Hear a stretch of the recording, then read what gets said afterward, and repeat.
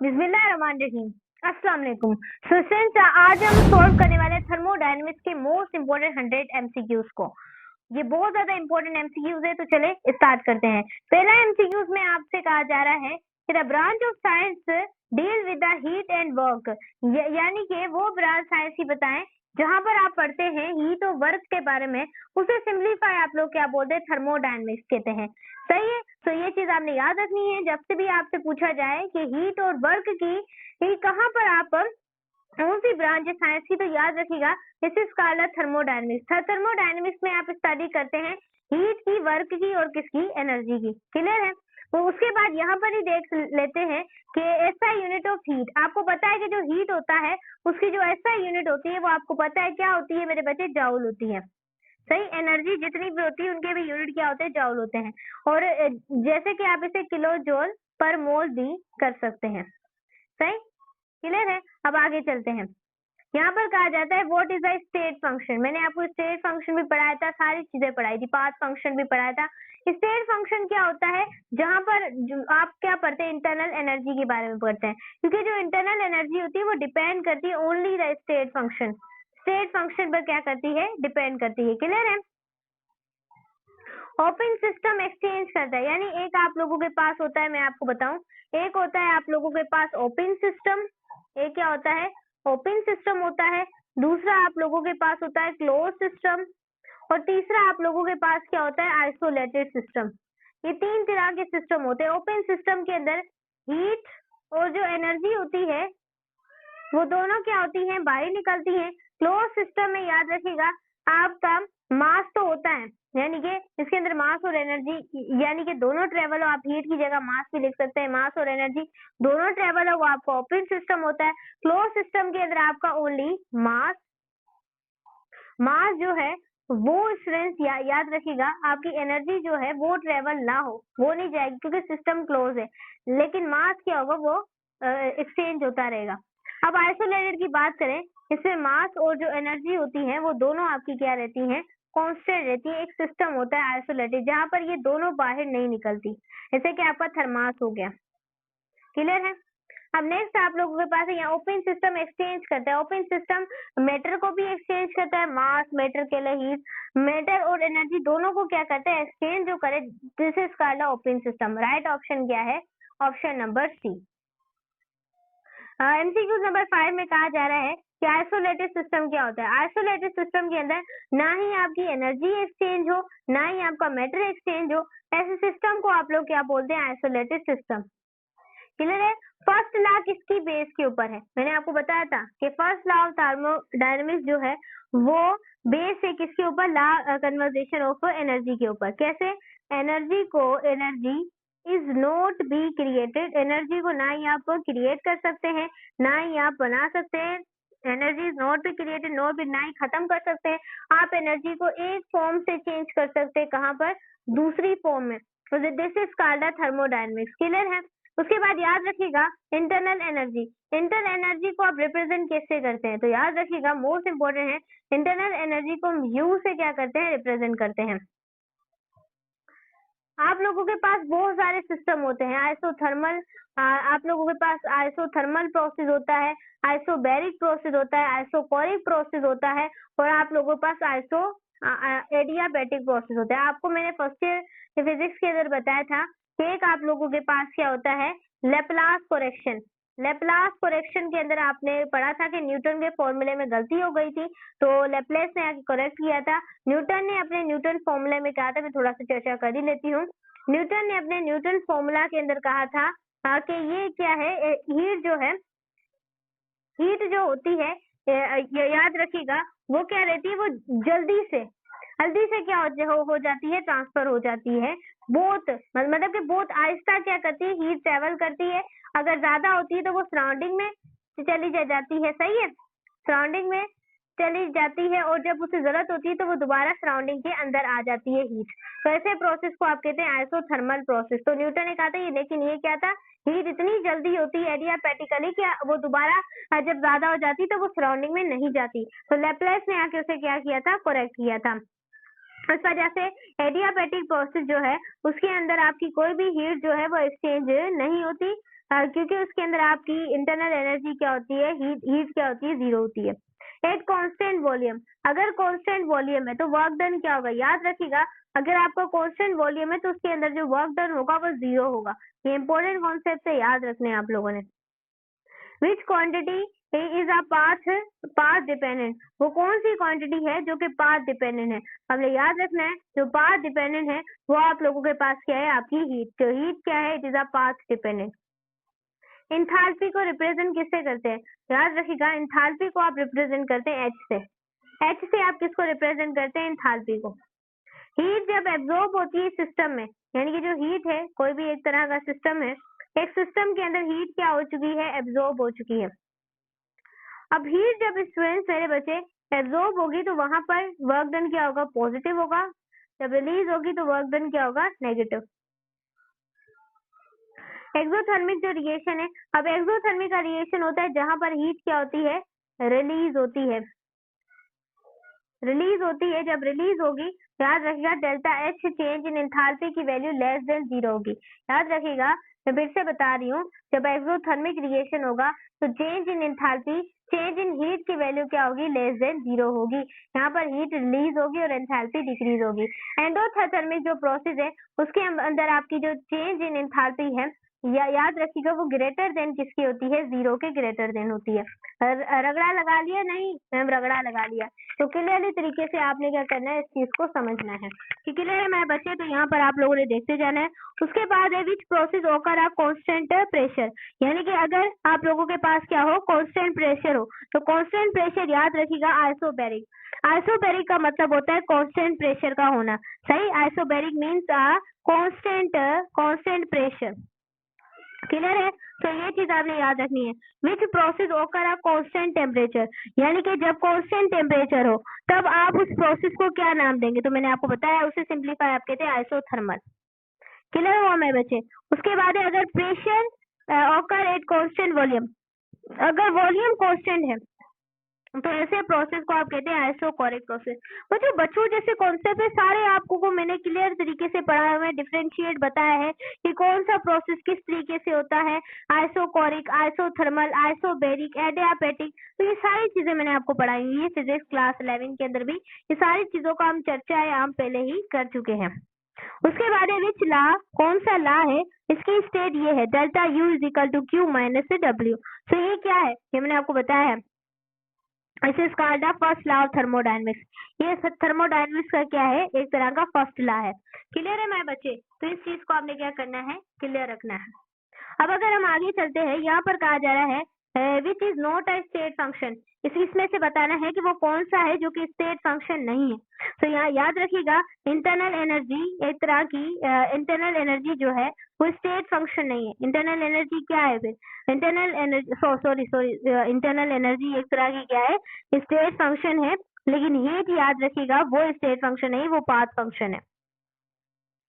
ये heat depend करती है पाथ के ऊपर, ये चीज याद रखिएगा, इस वजह से वो पाथ फंक्शन है। क्लियर हो रहा है नहीं मेरे बच्चे, क्लियर हो रहा होगा। नेक्स्ट है the SI unit of entropy. अब मैंने आपको वीडियो के अंदर एंट्रोपी के बारे में भी बहुत अच्छे तरीके से बताया था, आप वीडियो को चेक कर सकते हैं। According to your PMDC complete physics chemistry biology और इंग्लिश को भी मैं कंप्लीट करवाने की बहुत कोशिश करी हूँ, वो भी क्लियर है मेरे बच्चे। ऐसा यूनिट क्या है एंट्रोपी का, कौन मुझे मेरा बच्चा बताएगा। मैम हम सब रेडी है, बस आप पूछने की देर है आपकी। तो यहाँ पर देखिएगा ऐसा यूनिट जो एंट्रोपी का होता है वो भी याद रखिएगा, जैसे कि आपको मैंने हीट का बताया था वो भी आपके पास जॉउल था। तो इस तरीके से एंट्रोपी का यूनिट आप लोगों के पास क्या है, जॉउल कैलोरी है। तो ये चीज आपने याद रखनी है। तो ये ऑप्शन इज करेक्ट, जॉउल पर केल्विन, जॉउल पर केल्विन। नेक्स्ट आप लोगों के पास है which thermodynamic property is an extensive. मैंने आपको इंटेंसिव, मैंने आपको दो तरह की प्रॉपर्टीज भी पढ़ाई हुई। एक प्रॉपर्टी मैंने आपको बताई थी इंटेंसिव प्रॉपर्टी और दूसरी मैंने आपको एक्सटेंसिव प्रॉपर्टी। दो तरह की मैंने आपको प्रॉपर्टीज के बारे में रगड़ा लगाया। अगर चर्चा करने लगी तो बहुत वीडियो बड़ी हो जाएगी। आपको मैंने पढ़ाया हुआ है, जिन जिन बच्चों ने पढ़ा हुआ है उनका टाइम वेस्ट होगा, क्योंकि एमडी गेट एक्सपर्टीज आपके पास अभी टाइम कम रह गया है। जल्दी जल्दी हम एमसीक्यूज की सीरीज को भी एंड अप करेंगे। सो यहाँ पर देखिएगा कि विच थर्मोडायनेमिक प्रॉपर्टी जो कि एक्सटेंसिव प्रॉपर्टी है, तो आपके पास क्या है volume. Volume it is a extensive property. Next आप लोगों के पास है which is an intrinsic property. इसमें से वो बताना है कि जो आप लोगों के पास क्या है इंट्रिंसिक प्रॉपर्टी। तो आप लोगों के पास जो इंट्रिंसिक प्रॉपर्टी है this is a temperature. Temperature एक इंटेंसिव प्रॉपर्टी है, बाकी ये जितनी भी लिखी हुई है ये आपके पास क्या है एक्सटेंसिव प्रॉपर्टीज है। द इक्वेशन, ये कौन सी इक्वेशन है, delta U is equal to delta U is dependent, ये क्या है इंटरनल एनर्जी है। Internal energy this is a heat and this is a work done. तो ये तीनों चीजें आप लोगों के पास आती है फर्स्ट लॉ ऑफ थर्मोडायनेमिक्स के अंदर। एट कांस्टेंट प्रेशर, अगर आपका जो प्रेशर है वो बिल्कुल सेम है, कांस्टेंट है, उसमें कोई भी चेंज नहीं आ रहा, और हीट क्या हो रही है एब्जॉर्ब। हीट एब्जॉर्ब होने का मतलब है यहाँ पर एंडोथर्मिक प्रोसेस हो रहा है। क्या हो रहा है एंडोथर्मिक प्रोसेस। तो एंडोथर्मिक प्रोसेस जब हीट एब्जॉर्ब होती है तो हीट किसके बराबर होती है, ये चीज हमने याद रखनी है। व्हाट अबाउट मैम यू से हीट किसके बराबर होती है, तो हीट एब्जॉर्ब होती है और इक्वल होती है डेल्टा एच के, यानी कि चेंज इन एंथैल्पी की क्या होती है वो बराबर होती है। सही हो गया। अब आगे याद रखिएगा during isothermal expansion, isothermal expansion में जो आइडियल गैस होती है, आइडियल गैस में जो डेल्टा यू है उसकी वैल्यू किसके बराबर होती है, 0 के। नेक्स्ट है it is an adiabatic process. What about the adiabatic process. अब एडियाबैटिक प्रोसेस क्या है, याद रखिएगा जो आपके पास एडियाबैटिक प्रोसेस है उसमें Q यानी कि हीट की वैल्यू आप लोगों के पास क्या रहती है, एडियाबैटिक में 0 रहती है। हमारे बच्चे क्लियर हुआ नहीं, मैम टी दुआ को लिखे यस मैम क्लियर है। डॉक्टर आलिया आप देख रही है नहीं, तो देखिए आप भी देखिए, सारे बच्चे देखें। विच प्रोसेस है द कांस्टेंट प्रेशर, यानी कि वो कौन सा प्रोसेस है, वो कौन सा प्रोसेस है जो कि कांस्टेंट प्रेशर है। देखिए कांस्टेंट प्रेशर मैंने आपको बता चुकी हूँ, this is called isobaric process. Isobaric process के अंदर आपका जो प्रेशर है वो बिल्कुल क्या रहता है, सेम रहता है, यानी कि कांस्टेंट रहता है। क्लियर है मेरे बच्चे। अगर वर्क डन आपका मैक्सिमम, यानी कि आपका जो वर्क डन है वो मैक्सिमम कब होता है, जल्दी बताएं मेरे बच्चे, जल्दी करें, मिनट करें। देखें आइसो वर्क डन मैक्सिमम कब होता है, मैंने आपको बताया था जब रिवर्सिबल एक्सपेंशन होती है। रिवर्सिबल एक्सपेंशन के अंदर आप लोगों का वर्क डन क्या होता है, रिवर्सिबल होता है, मैक्सिमम भी होता है, क्योंकि रिवर्सिबल एक्सपेंशन में आपका प्रोडक्ट के अंदर क्या बनता है, आपका बहुत मैक्सिमम क्या होता है, वर्क होता है। अब मेरे बच्चे ये तो आपको पता ही होगा यूनिट ऑफ प्रेशर, प्रेशर का यूनिट मैं आपको पढ़ाया था, कब पढ़ाया था मैंने आपको प्रेशर का यूनिट, प्रेशर की पूरी डिटेल बताई थी पास्कल लॉ के अंदर। ये क्लास फर्स्ट ईयर का मैं आपको पास्कल लॉ है फ्लूइड स्टैटिक के अंदर मैंने आपको पढ़ाया था, आप जाके चेक कर सकते हैं। फ्लूइड स्टैटिक्स ये पीएमडीसी के अंदर इंक्लूड नहीं है, लेकिन ये भी आपको पता होना चाहिए। आपसे ये सवाल पूछा जा रहा है, पास पेपर्स के भी है ना। द यूनिट ऑफ प्रेशर आप लोगों के पास पास्कल होता है। ऐसा यूनिट ऑफ वर्क, वर्क ऐसा यूनिट क्या होता है, वर्क का भी सेम है। एनर्जी जितनी भी है उनका भी सेम है, क्या सेम है, यूनिट। यानी कि जो ऐसा यूनिट आपके पास जो वर्ग का ऐसा यूनिट होता है, दिस इज कॉल्ड अ जॉल। इसको आपने अच्छे तरीके से याद रखना है, मेरे बच्चे हैं तो अच्छे तरीके से आप लोग याद ही रखेंगे। अब आगे चलते हैं। Which law introduce the concept of entropy, वो कौन सा लॉ है जो कि कॉन्सेप्ट बताता है एंट्रोपी का। याद रखिएगा ये first law of thermodynamics according to ये पीएमडीसी एडिट है, लेकिन कभी कभी सेकंड लॉ भी आ जाता है, क्योंकि ये फिर बाद में पीएमडीसी वाले बोलते हैं कि ये एफएससी में पढ़ा होगा। भाई एफएससी में पढ़ा है तो भाई तुम बताते तो सही, तो ऐसी चीजें भी आ जाती है, तो इस वजह से मैंने ये लिख दी है। अगर तुमने नहीं इसे मतलब के था फिर तुम लिखते ही क्यों। अब आगे चले, तो ये कॉन्सेप्ट ऑफ एंट्रोपी आप लोग पढ़ते हैं सेकेंड लॉ में। Entropy of the universe is spontaneous process. जो एंट्रोपी होती है यूनिवर्स की वो स्पॉन्टेनियस प्रोसेस कैसे है, इस वजह से क्योंकि वहां पर एंट्रोपी आपकी इंक्रीज होती है। ऑप्शन नंबर सी करेक्ट है, स्पॉन्टेनियस प्रोसेस है, एंट्रोपी वहां पर बढ़ेगी, आपने याद रखना है। Which process is naturally spontaneous, वो कौन सा प्रोसेस है जो कि कुदरत से ही क्या है, यानी कि स्पॉन्टेनियस का मतलब जल्दी जल्दी हो जाता है। तो स्पॉन्टेनियस या हीट फ्लो हो, नेचुरल स्पॉन्टेनियस का मतलब क्या है, जहाँ पर हीट फ्लो हो, कैसे फ्लो हो, हॉट से कहाँ फ्लो करे, कोल्ड की तरफ फ्लो करे। तो ये आप लोगों के पास क्या है, एक तरह का स्पॉन्टेनियस प्रोसेस है। रगड़ा लगा रहे नहीं मेरे बच्चे, लेकिन क्लियर करें, क्लियरिटी आपको वहां तक ले जाएगी जहां पर आप सोच भी नहीं सकते। आपको याद रखिएगा, आप जरूर सिलेक्ट होंगे, मेरी जितनी भी टीम मेरे साथ है बिल्कुल सिलेक्ट होंगे। बस आपको अपने ऊपर यकीन, जितना यकीन होगा आपको उतनी चीजें याद रहेगी। मैंने काफी एमडीकेट एक्सपर्टीज स्टूडेंट्स देखे हुए हैं जिनके मोटिवेशन बातें नहीं मिलती और बाद में उन्हें सही कैटेगरी भी मतलब कि वो डिसाइड नहीं कर पाते। उनको यही होता है मुझे एमबीबीएस नहीं मिली तो मैं मर जाऊंगा, मुझे ये हो जाएगा, वो डिप्रेशन के अंदर चले जाते हैं, बहुत ही अच्छी अच्छी फील्ड को अपने हाथ से गवा देते हैं। तो याद रखिएगा, आपको मौके भी वहां पर मिलते हैं कि वहां पर आपको ये भी कहा जाता है अगर थोड़े से मार्क्स कम है तो मैं आपको ये सीट दिला दूंगा, लेकिन आपने अगर आपको ये चांस मिले तो कभी मिस मत कीजिएगा। ये चांस हमारे कजन ने ये मिस कर चुके हैं, बाद में उन्होंने बहुत ज्यादा पछताया है, तो आपने बिल्कुल भी नहीं पछताना। कैसे? अगर आपको वो बोले कि भाई हम तुम्हें पढ़ा देंगे लेकिन तुम्हें 3-4 साल गोठों के अंदर अब हमारी मर्जी से काम करना पड़ेगा, तुम उसे भी एक्सेप्ट कर लेना बार बार, क्योंकि एमबीबीएस बार बार इस तरीके से किसी को चांस नहीं देती, क्योंकि बच्चों बहुत कम सीटें होती हैं, तो कुछ ऐसे भी चांसेस मिलते हैं, तो आपने उसे नहीं गंवाना। सही है ना भाई? हमारे टेस्ट दे चुके हैं, हमें पता है, हम भी दे चुके हैं, मैंने भी दिया है, तो आपने लास्ट में ये यहाँ पर क्या करना है, गौर करना है। तो यहाँ पर देखिए, which of the following is a path function, वो कौन सा है जो इसके बाद पाथ फंक्शन है? इस स्काला हीट। तो ये चीज आपने याद रखनी है। इंथाल्पी जब चेंज होती है, इंथाल्पी चेंज हो यहाँ पर for the formation of 1 mole of the compound, बच्चों ये मैंने आपको कल पढ़ाया था states of matter of the solid में लेटिस एनर्जी का भी कुछ ऐसा ही कॉन्सेप्ट था। यहाँ पर कहा जा रहा है अगर इंथाल्पी के चेंज इन फॉर्मेशन हो, इंथाल्पी याद रखिए, इंथाल्पी का वर्ड आ रहा है तो इसका मतलब है या आप लोगों के पास क्या होगा, स्टैंडर्ड इंथाल्पी फॉर्मेशन। सही, ये स्टैंडर्ड इंथाल्पी फॉर्मेशन आप वीडियो देख सकते हैं, लास्ट में मैंने आपको ये स्टैंडर्ड इंथाल्पी फॉर्मेशन पढ़ाया हुआ है कि इंथैल्पी जो चेंज होता है formation of 1 mole of the compound, उसे सिंप्लीफाई आप कहते हैं स्टैंडर्ड इंथैल्पी फॉर्मेशन। क्लियर है? इंथैल्पी जब चेंज होती है, इंथैल्पी जब आप लोगों की चेंज होती है, कंप्लीटली आपकी बर्निंग हो जाती है, और कंप्लीटली बर्निंग के बाद आपकी इंथैल्पी क्या हो जाती है, चेंज हो जाती है। सो 1 मोल ऑफ द सब्सटेंस के अंदर, तो याद रखिए वहां पर आपकी जो हीट है, वहां पर आप हीट की क्या हो रही है, कंबर्शन हो रही है, कंबर्स्ट हो रही है आपकी हीट। तो बेसिक बेसिक रगड़े कॉन्सेप्ट आपने याद रखने पड़ेंगे आप लोगों को। सही है?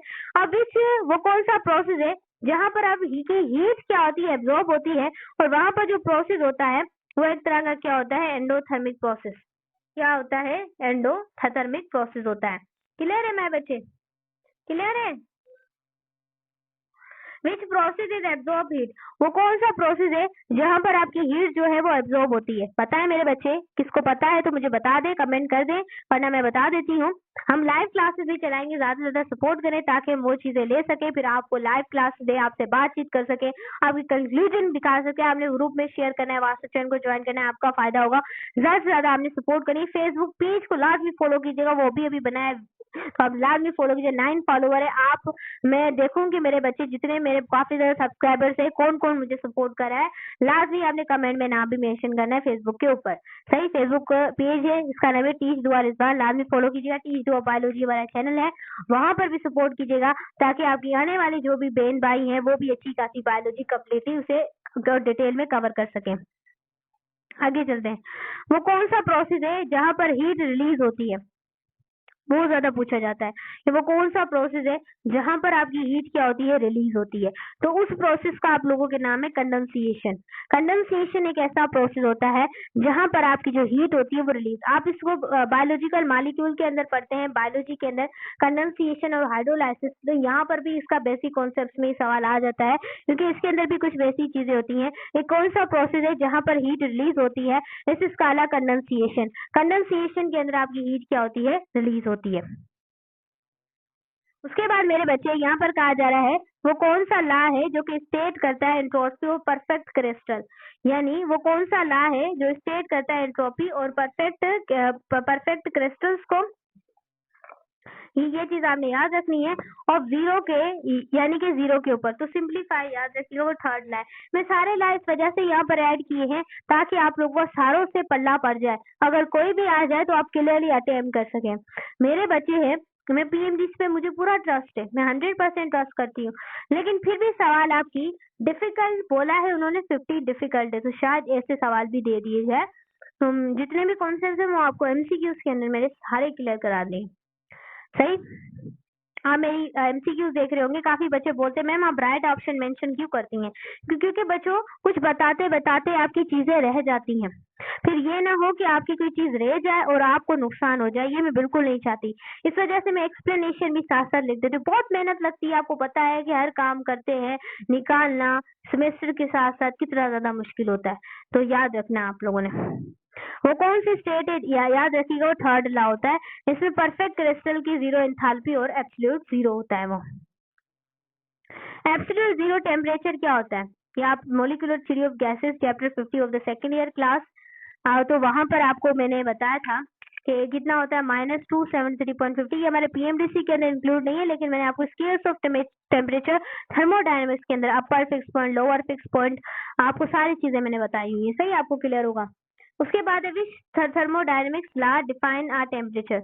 वो कौन सा थर्मोडायनेमिक्स ला है जो कि टेम्परेचर को डिफाइन करता है? तो आप पढ़ेंगे सेकंड ईयर में, आपने पढ़ा होगा जीरोथ ला। उसे मैंने सारे ला इस वजह से यहाँ पर लिखे हैं, उसको सिंप्लीफाई आप लोग क्या बोलते हैं, जीरोथ ला कहते हैं। क्लियर है मेरे बच्चे? क्लियर है।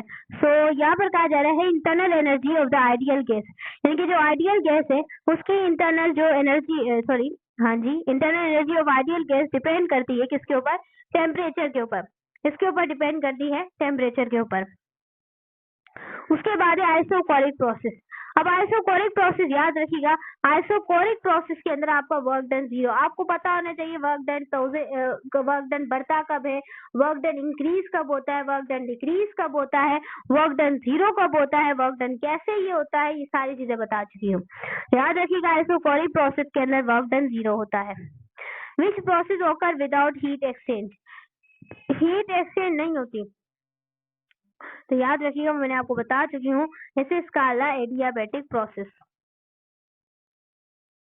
Which thermodynamic quantity impressed by H, यानी कि वो कौन सी थर्मोडायनेमिक्स आप लोगों के पास क्वांटिटी है जो कि रिप्रेजेंट करते हैं एच से? आपको पता है दिस इज का एंथैल्पी। एंथैल्पी को आप डेल्टा एच लगा कर भी रिप्रेजेंट कर सकते हैं, यहाँ अकेला एच लगा कर भी रिप्रेजेंट कर सकते हैं, ये आपकी मर्जी है। सही। अब ऐसा यूनिट ऑफ एंट्रोपी आपको पहले भी बता चुकी है, जॉउल पर केल्विन है। उसके बाद है, आगे चले विच प्रोसेस है द कांस्टेंट टेम्परेचर। वो कौन सा प्रोसेस है जहां पर आपका टेम्परेचर जो है वो बिल्कुल कांस्टेंट रहता है, बिल्कुल सेम रहता है? पता है? आइसोथर्मल। मैंने आपको बता चुकी हूँ आइसोथर्मल, आइसोकोरिक, आइसोबैरिक, ये सारे सवाल आप सोल्व, क्योंकि इसके अंदर यही है थर्मोडायनेमिक्स के अंदर हीट फॉर्म होती है। ये बच्चों जैसा सवाल है, हीट किसकी फॉर्म होती है? एनर्जी की। Efficiency of heat engine is always, मैंने आपको हीट इंजन की एफिशिएंसी के बारे में बताया था, लेस देन 100। ये बहुत इंपॉर्टेंट एमसीक्यू है, याद रखिएगा। विच ला स्टेट द एनर्जी, वो कौन सा ला है जो कि एनर्जी को स्टेट करता है? Nether be created. ये तो बताने की जरूरत नहीं है, तुम्हें हलवा होगा। क्लियर, मैंने आपको कराया था फर्स्ट लॉ ऑफ थर्मोडायनेमिक्स। वो कौन सा प्रोसेस है जो कि रिवर्सिबल है? रिवर्सिबल प्रोसेस के अंदर याद रखिएगा आपका स्लो इक्विलिब्रियम प्रोसेस, यानी कि इक्विलिब्रियम प्रोसेस जो है वो बहुत ज्यादा स्लो होता है, बहुत ज्यादा स्लो होता है। सही है। हीट रिक्वायर्ड होती है टू राइज द टेम्परेचर, जो हीट होती है अगर रिक्वायर्ड हो टेम्परेचर को राइज करना 1 मोल ऑफ द सब्सटेंस और केल्विन के अंदर। ये बहुत ज्यादा सवाल आता है मेरे बच्चे, ये बहुत ज्यादा आता है, तो ध्यान में रखिएगा, इसको रट लीजिएगा कि हीट रिक्वायर्ड अगर हो rise the temperature of 1 mole of substance kelvin के अंदर, तो सिंप्लीफाई आप लोग उसे क्या बोलते हैं? मोलर हीट कैपेसिटी कहते हैं। सही हो गया। जब हमारे पास क्या हो रही है? मेल्टिंग। ड्यूरिंग मेल्टिंग, जब क्या आ रही हो? मेल्टिंग हो रही हो, तो वहां पर आपका टेम्परेचर ऑफ प्योर सब्सटेंस, यानी मेरे बच्चे जहां पर मेल्टिंग हो रही हो, मेल्टिंग का क्या मतलब होता है? बताओ क्या मतलब होता है मेल्टिंग का?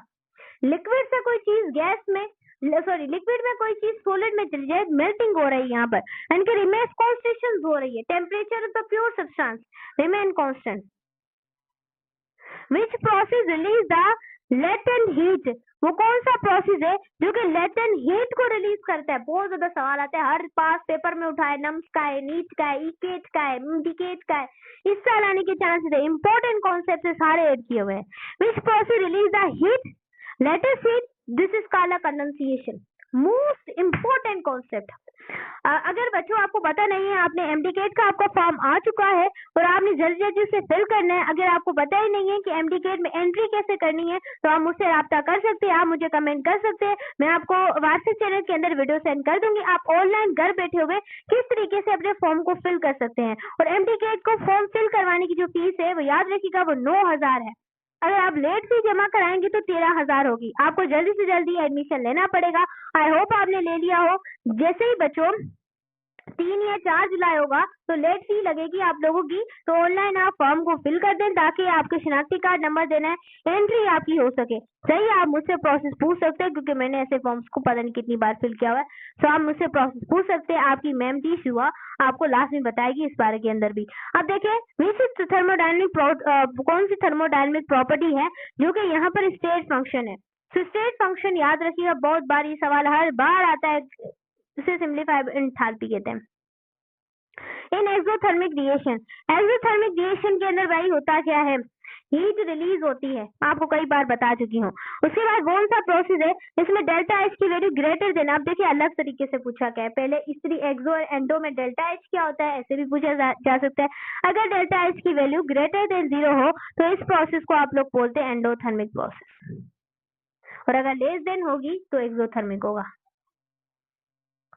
मैं थोड़ा पानी पी रही थी। Which variable remain constant in isobaric process, वो कौन सा वेरिएबल है जो कि कांस्टेंट रहता है आइसोबैरिक प्रोसेस में। ये बहुत बार सवाल आता है, आपको पता है कि कांस्टेंट प्रेशर, अगर बार बार सवाल आ रहे हैं, 2-3 आ रहे हैं, तो आपने उसे रिवाइज करना है क्योंकि वो इम्पोर्टेंट है। सही है। उसके बाद है ऐसा यूनिट ऑफ टेम्परेचर। टेम्परेचर का बच्चों ये तो बताने की जरूरत नहीं है, आप सबको पता है केल्विन है। विच law explain the direction of spontaneous process, वो कौन सा लॉ है जो कि डायरेक्शन बताता है स्पॉन्टेनियस प्रोसेस की, उसे सिंप्लीफाई आप बोलते हैं सेकंड लॉ। क्या बोलते हैं मेरे बच्चे, सेकंड लॉ, सेकंड लॉ कहते हैं। क्लियर है, तो ये चीज आपने याद रखनी है। इफ अ गैस एक्सपेंड, अगर गैस जो है वो एक्सपेंड हो जाती है, इस सवाल को छोड़ दें आप लोग।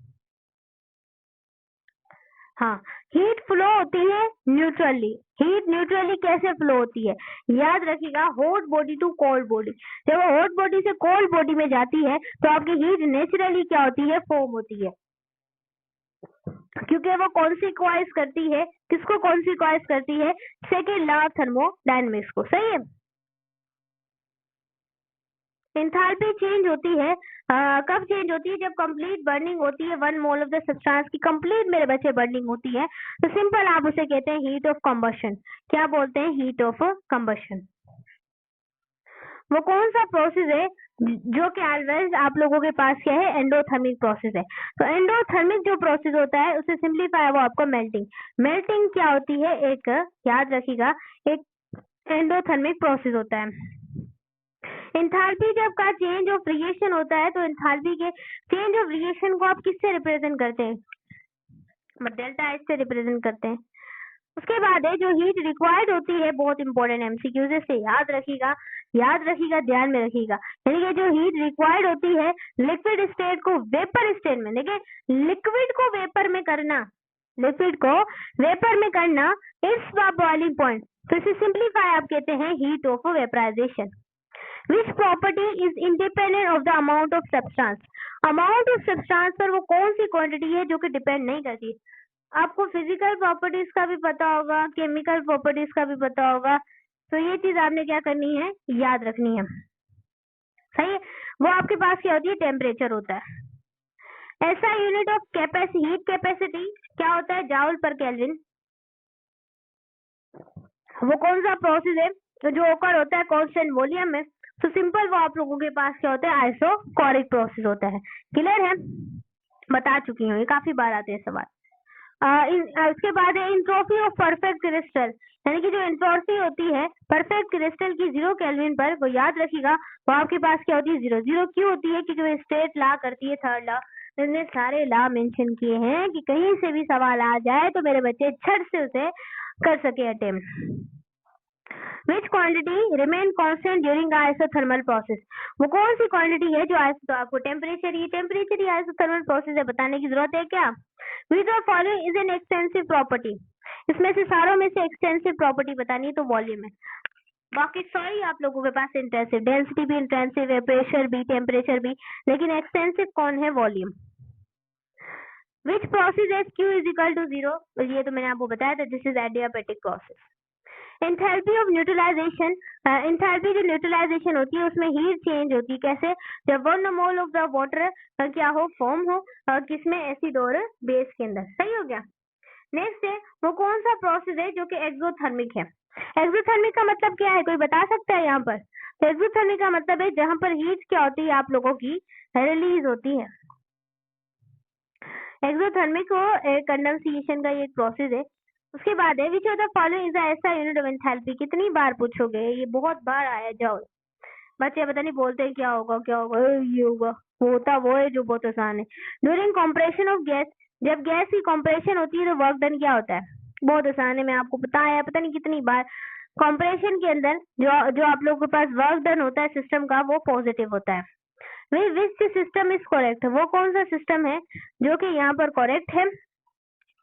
याद रखिएगा वो आपके पास क्या होती है? हीट और वर्क क्या है? यहाँ पर पाथ फंक्शन है, और जो आपके पास इंटरनल एनर्जी है वो स्टेट फंक्शन है। तो याद रखिएगा C option is correct. Which law explain the direction of a spontaneous process? आपको बता चुकी हूँ कि आपके पास क्या है? सेकंड लॉ है। गर्मी बहुत ज्यादा है, बार बार पानी पीना पड़ता है। बच्चों यहाँ से थोड़ी ना काउंटिंग में ना मिस्टेक हो गई है, सो हम आपने ध्यान रखना है। हाँ जी 81 था ना? 81। सो विच स्टेटमेंट इज करेक्ट? यहाँ पर आपकी हीट और वर्क और जो आपके पास फंक्शंस होते हैं वाइल द इंटरनल एनर्जी जो स्टेट फंक्शन की होती है वो भी यहाँ पर क्या रहती है?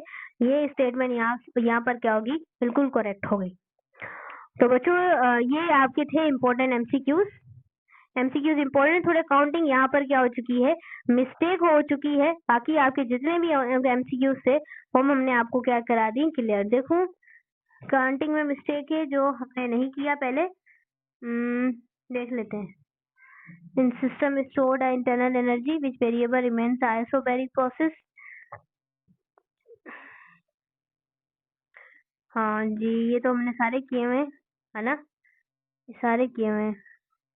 78, 79, 78 और 79, 80 फिर 61,